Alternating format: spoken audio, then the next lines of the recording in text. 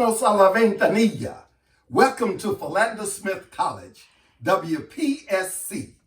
Today, we're going to be learning about the 5 C's. The 5 C's: communication, culture, making connections, comparisons, and communities. Why the 5 C's? Because they are the standards by which we teach all foreign languages in America. We call it ACTFL. Are you familiar with the ACTFL? The American Council on the Teaching of Foreign Languages. But is English a foreign language? I would submit that all of these are modern languages. Foreign language is a concept of the past. But do we change it? Or do we to move with the times, or do we keep it the same? So, years ago when I was coming along and learning Spanish, we only focused on one of the 5 C's. These other C's were pretty much non-existent. Communication, learning grammar, verbs, and nouns. That's what we pretty much focus on, the subjects and verbs. Since then, we began to find that it was important to learn and teach about culture and make some connections, some comparisons and contrasting, and because our communities were changing. We began to have more than black and white in our communities. The times were changing. And so today we teach by the foreign language standards as put forth by the American Council on the Teaching of Foreign Languages. Communication, 4 skills: speaking, reading, writing, and listening. Speaking, reading, writing, and listening. And what do you think is the most important skill? You guessed it. Listening. You have to be able to listen to what a person is saying so that you can communicate more effectively. Then the person comes from a culture.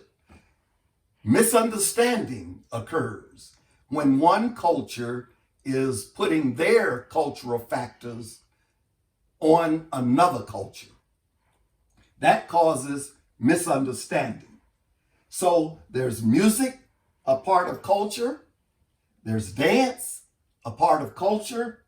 Food, holidays, and traditions.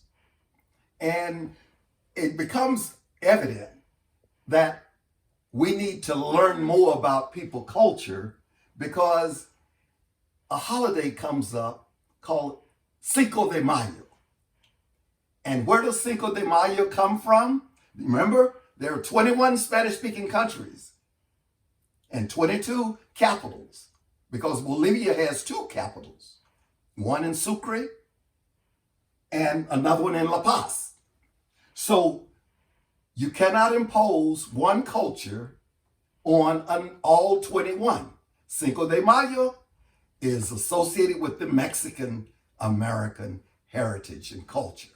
Not all the other, Puerto Rican and so forth, but in our schools, we are imposing, because we don't know the difference with various cultures, we're imposing it. That was the war that the Mexicans fought in when they won that war with about 6,000, and the France had triple that number. They went to celebrating on Cinco de Mayo because they won it. It is not the Mexican Independence Day. We have to learn about cultures. We have to make connections as to what was happening with people when they get together. People make connections. Today, the COVID virus and COVID-19 is going on. What is the opposite of connections? Connections was socially involved people to connect with other people. Today, It's social distancing. That's the opposite of this concept. So it's going to be a challenging concept, social distancing, because we're used to making connections at our gyms, at our schools, in all of our grocery stores. We're used to making connections with people. But now we're challenged with social distancing. Comparisons. We have to be able to, what happened is happening now versus what used to happen in the past. You got to make wars. Why? What's happening with the wars when they used to conquer people? And what's going on now with the wars? What's the newest wars that we're involved in now? You have to be able to make connections with people, because the fifth one, our communities are changing. Our communities have different people, different languages. Thank you so much for listening, and I look forward to connecting again.